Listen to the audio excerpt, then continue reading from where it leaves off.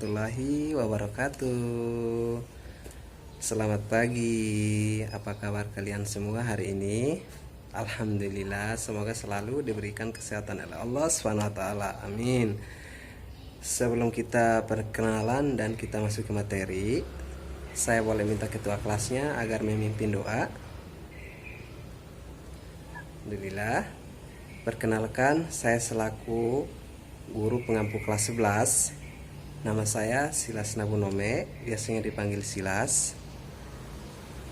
Nah, materi hari ini yang kita bahas yaitu tentang kertas kerja.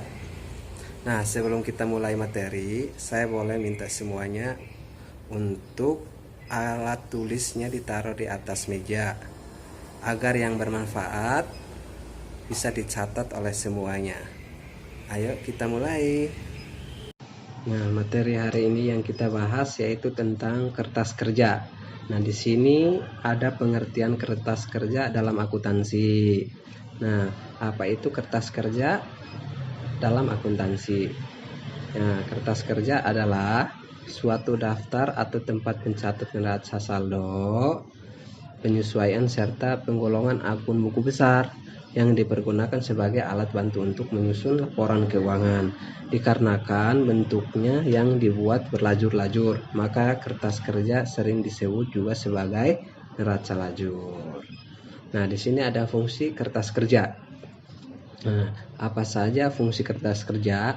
Nah, fungsi kertas kerja itu sebagai alat bantu dalam menyusun laporan keuangan, karena fungsi sebagai alat bantu sehingga dapat membantu untuk mempermudah dalam menyusun laporan keuangan. Perlu diingat bahwa penyusunan kertas kerja ini bukan merupakan tujuan akhir dari pembuatan laporan keakuntansi. Nah, di sini ada tujuan menyusun kertas kerja. Nah, tujuan menyusun kertas kerja ini adalah tentang apa saja tujuan dari menyusun kertas kerja. Menyusun kertas kerja ini memiliki tujuan sebagai berikut.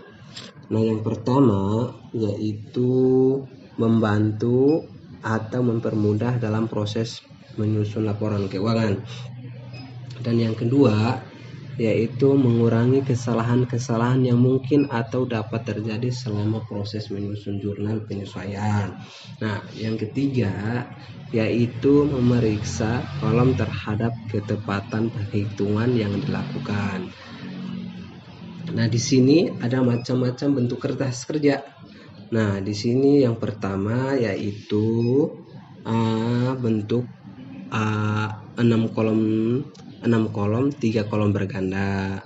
Nah, yang kedua yaitu bentuk 8 kolom 4 kolom berganda.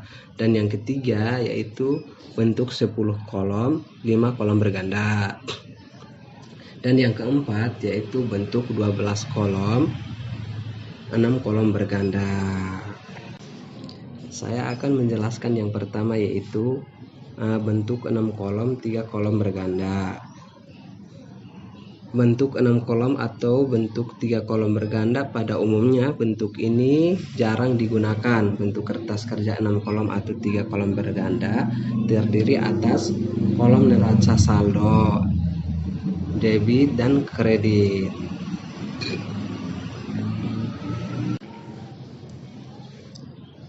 Kolom rugi atau laba, kolom neraca debit dan kredit. Contoh seperti ini yaitu sebagai berikut. Nah, dan yang kedua yaitu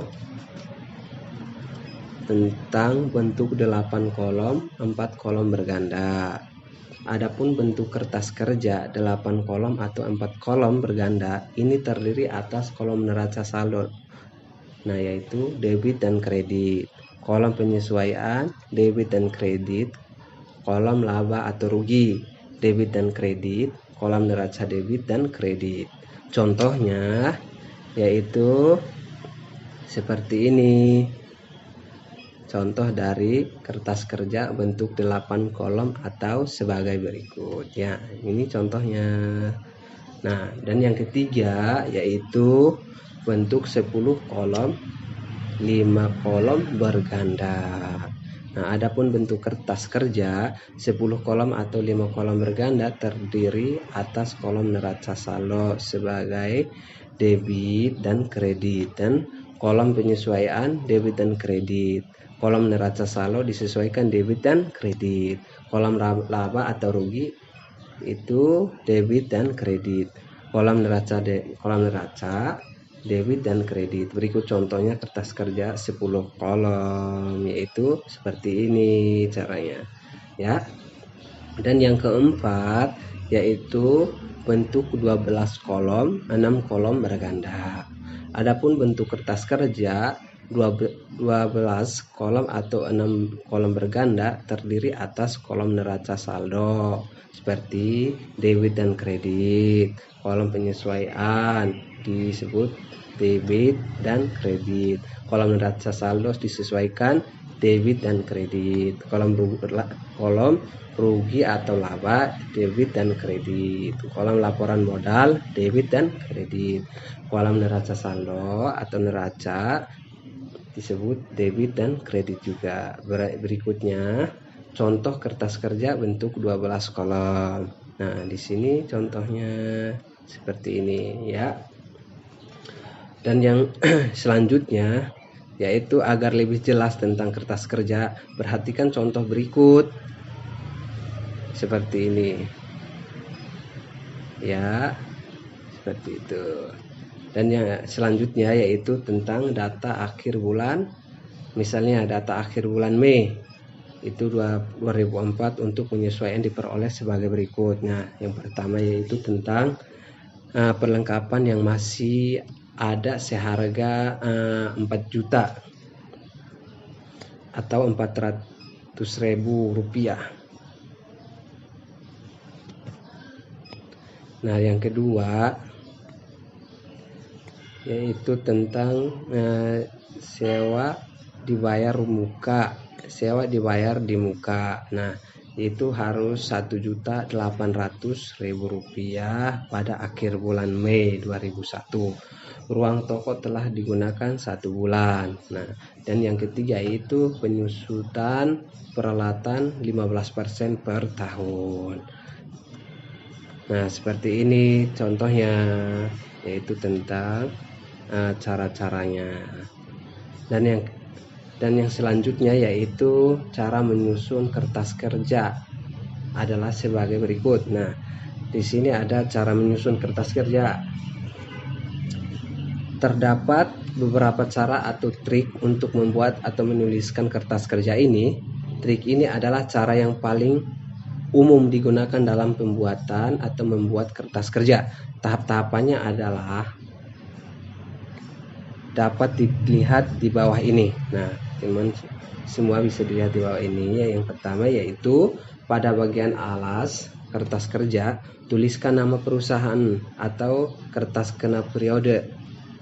Dan yang kedua yaitu tulis nomor perkiraan beserta nama perkiraan buku besar menurut kolom masing-masing, dan jumlah saldo buku besar dibukakan ke dalam neraca sisa. Dan yang ketiga yaitu penyesuaian yang telah dibuat, angka-angkanya dibukukan ke dalam kolom jurnal. Penyesuaian dengan nama perkiraan yang sesuai dengan bunyi jurnal. Penyesuaian hal ini dilakukan agar supaya saldo-saldonya yang terdapat pada masing-masing perkiraan sesuai dengan kenyataan yang sebenarnya. Dan yang keempat, angka-angka yang terdapat di kolom neraca sisa setelah melalui proses ditambah atau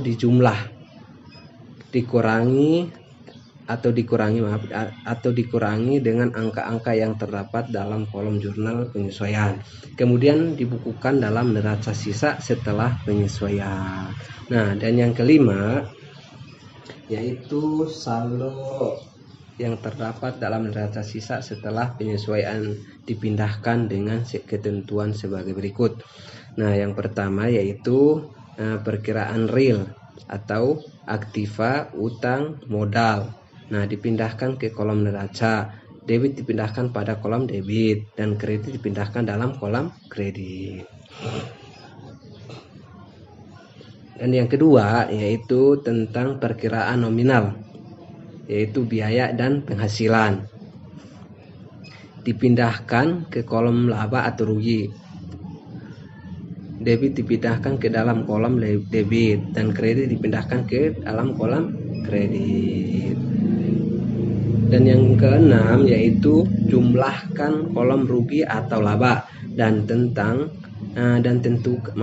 tentukan saldo rugi atau laba. Saldo laba dipindahkan ke kolom neraca sebelah kredit dan saldo rugi dipindahkan ke kolom neraca sebelum debit.